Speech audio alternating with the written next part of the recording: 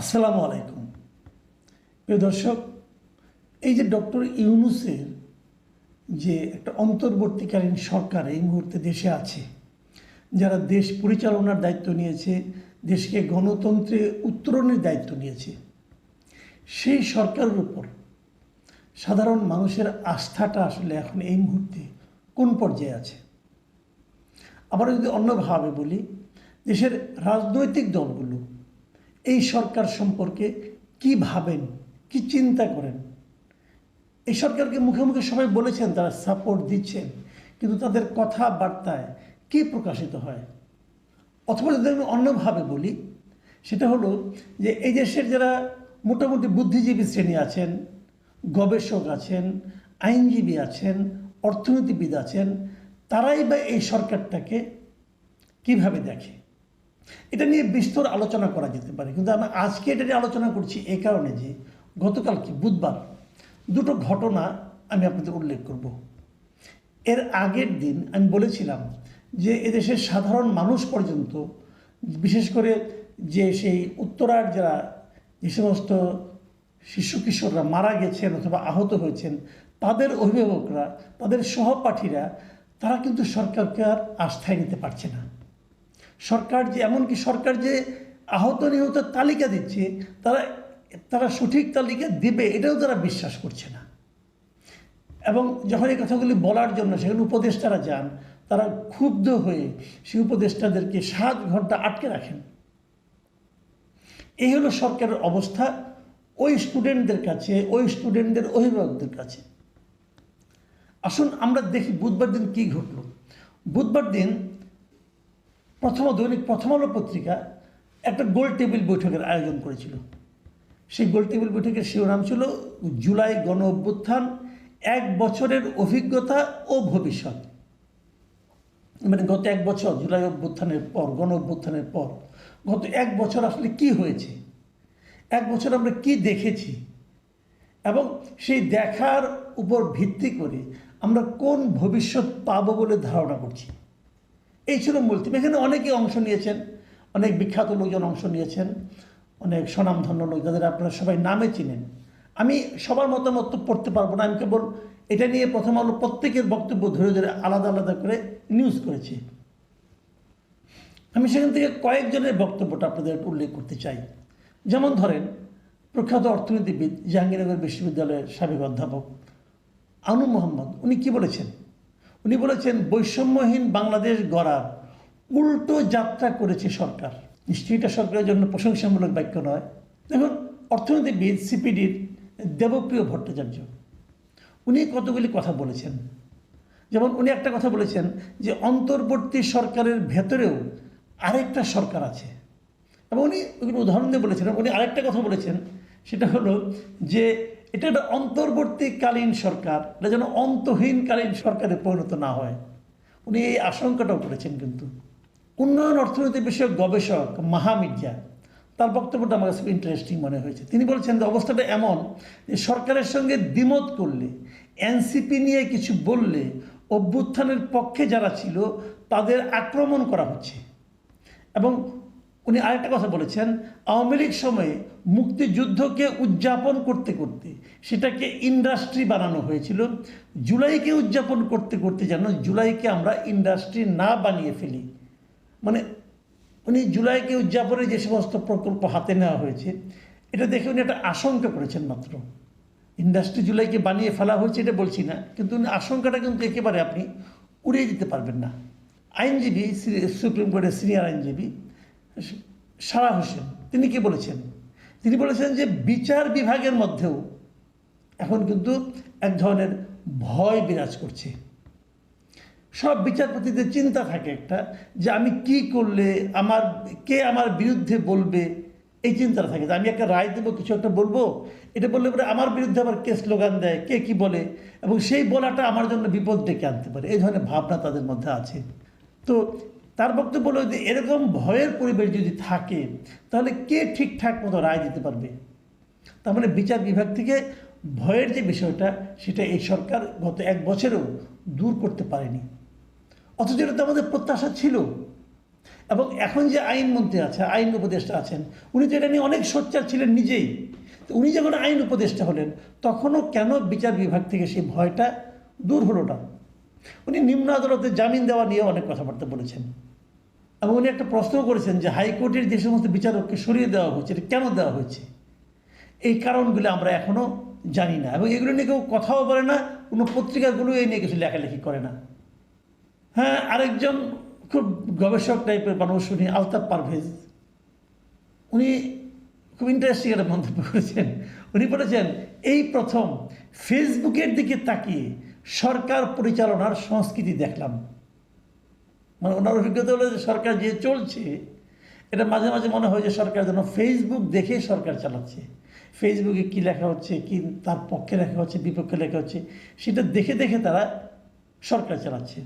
এবং উনি বলেছেন যে গত 1 বছরে ভালো অভিজ্ঞতা অল্প, খারাপ অভিজ্ঞতাই বেশি।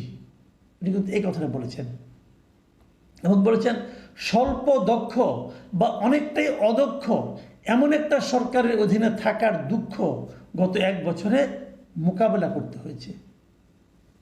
কাদের? জনগণকে। তো এগুলি আসলে দেখুন আপনারা, এই যে কথাগুলি বলা হচ্ছে, এখানে কেউ কিন্তু সরকারের পক্ষে বলছে না। একজন লেখক গবেষক সুহুল আহমদ, ইনি বলেছেন যে জুলাই পরবর্তী সময়ে আমরা মুখে অজস্রবার আওয়ামী বয়ানের বাইরে যাব বলেও একদম হুবহু আওয়ামী লীগের দেখানো পথে চলেছি।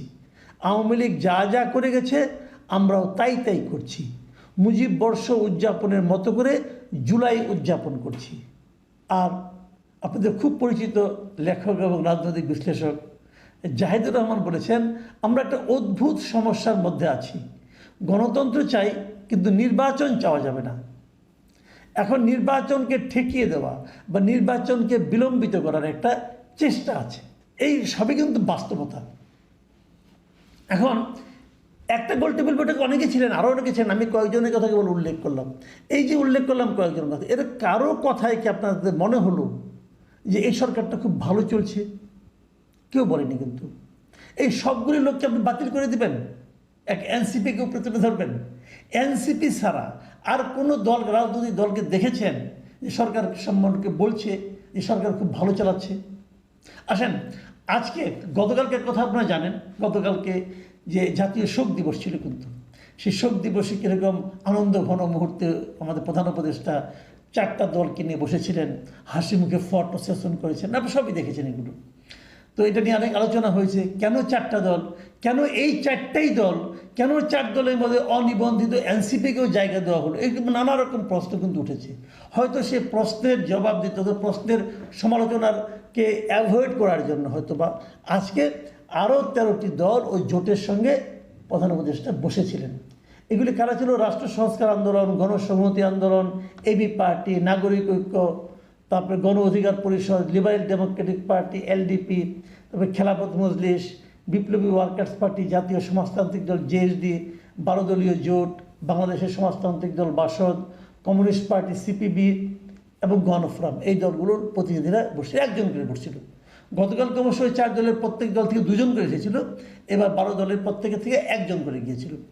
সেখানে ডক্টর ইউনূস আবার সেই গতকালকের মতোই বলেছেন, অন্য কোনো প্রসঙ্গ না। ওনার প্রসঙ্গ হলো যে 1 বছর না যেতে পরাজিত শক্তির নানা ষড়যন্ত্রের লক্ষণ দেখা যাচ্ছে। মানে উনি এখনও ওই পরাজিত শক্তি নিয়েই আসেন, ওই ফ্যাসিবাদে উনি মধ্যে শয়ন স্বপনে ফ্যাসিবাদের জব করতে থাকেন। তো ফ্যাসিবাদ কোথায় আসলে?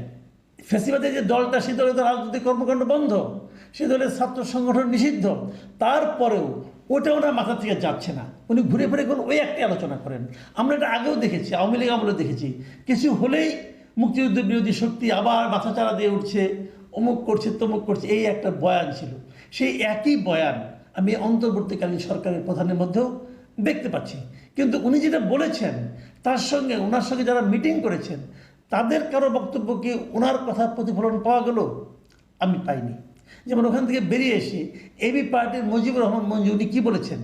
উনি বলেছেন যে মাইলস্টোনের ঘটনা এবং এখানে 2 উপদেষ্টা যে বিক্ষোভের মুখে পড়া এবং সচিবালয়ে যে বিশৃঙ্খলা, এসব দেখে মনে হয়, উনি বলেছেন যে উপদেষ্টাদের প্রতি জনগণের অনাস্থা তৈরি হচ্ছে। এটা হলো মুজিবুর রহমান মঞ্জুর বক্তব্য। রুহিন হোসেন প্রিন্স, উনি সিপিবির সাধারণ সম্পাদক, এবং উনি খুব ইন্টারেস্টিং কথা বলেছেন। ওখান থেকে বের হয়ে এসে ওনার সঙ্গে তার ওই বাম জোটগুলির আরও অন্যান্যরা ছিলেন।